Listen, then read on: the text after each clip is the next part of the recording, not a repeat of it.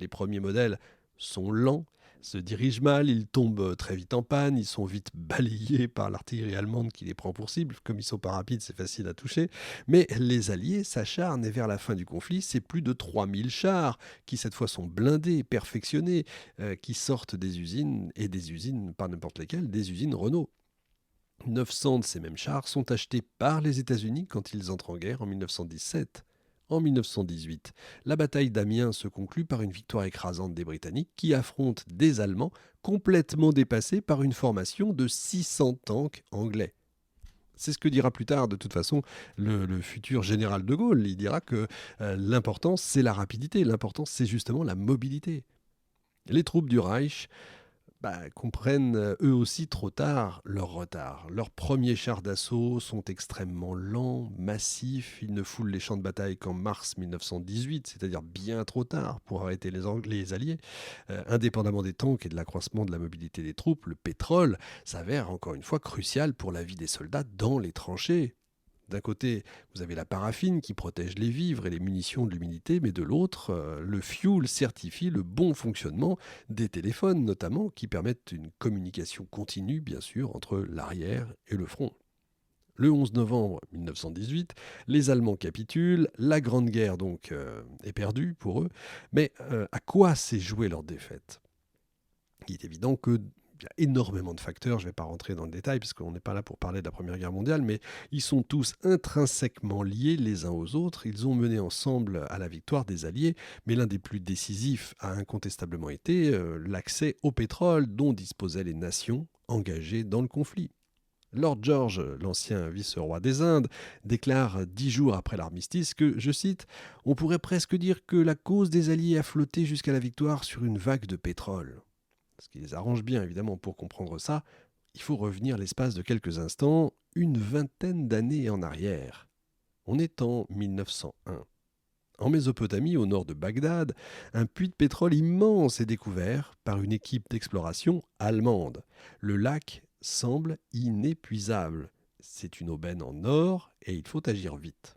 Très vite, un projet de grande ampleur qu'on appelle Bagdaban est mis sur pied. Les Allemands veulent construire une ligne de chemin de fer qui relie Berlin, Istanbul et Bagdad et qui va s'ouvrir sur un accès direct au golfe Persique sans passer par les routes maritimes anglaises, bien sûr.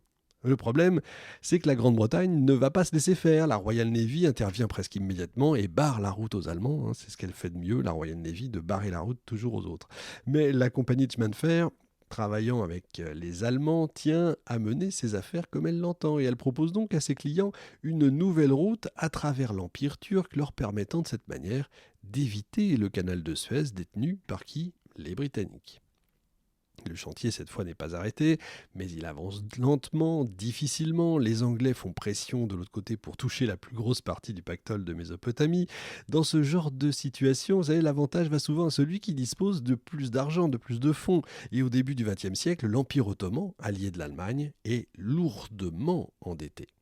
En 1912, un accord est signé entre la Deutsche Bank, la Royal Dutch Shell et la National Bank of Turkey. Tous les trois créent ensemble la Turkish Petroleum Company, dont les parts sont censées être réparties à hauteur d'un quart chacun pour la Grande-Bretagne et l'Allemagne et le reste pour la Turquie. Pourtant, 2 ans plus tard, l'Anglo-Persian Company entre en force au capital de la nouvelle société et acquiert la moitié carrément de ses parts. La Grande-Bretagne, désormais, vous avez compris ça, tient les rênes. C'est donc tout naturellement que les actions de la compagnie allemande se retrouvent placées sous séquestre quand la guerre est déclarée le 4 août 1914.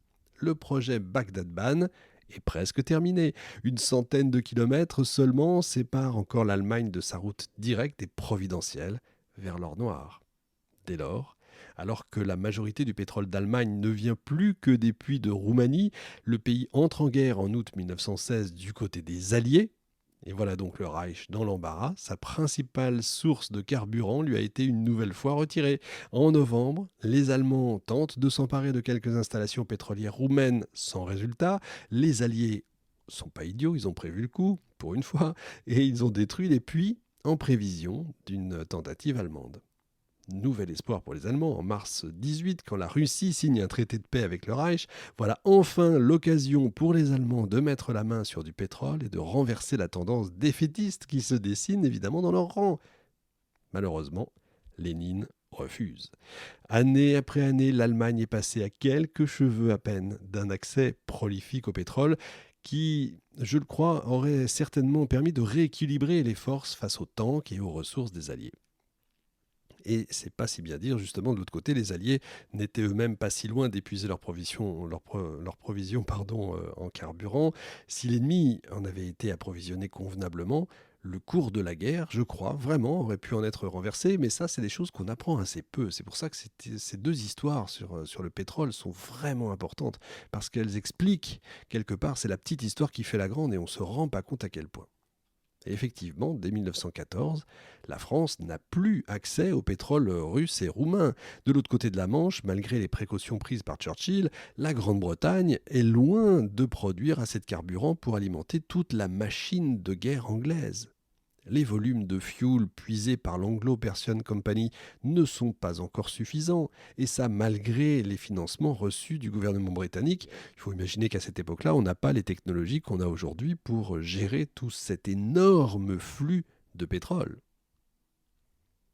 Les Alliés, pourtant, davantage préparés que l'Allemagne, doivent se contenter des importations américaines. En tout, écoutez bien, et c'est ça qui va changer, j'allais dire presque la face du monde. En tout, c'est 80% de leur pétrole qui provient des États-Unis. Évidemment, cet aménagement expose les Alliés aux attaques ennemies sur les livraisons de carburant, ce que l'Allemagne ne va pas manquer de remarquer et de faire, bien sûr. En janvier 1917, le Reich engage une guerre maritime totale, vous savez, contre les tankers américains chargés d'exporter le pétrole vers l'Europe, ça on connaît. Vous avez beaucoup de ces gros porteurs qui sont coulés par des sous-marins furtifs déjà à l'époque, obligeant les États-Unis à entrer en guerre justement dès le mois d'avril pour protéger tout ça.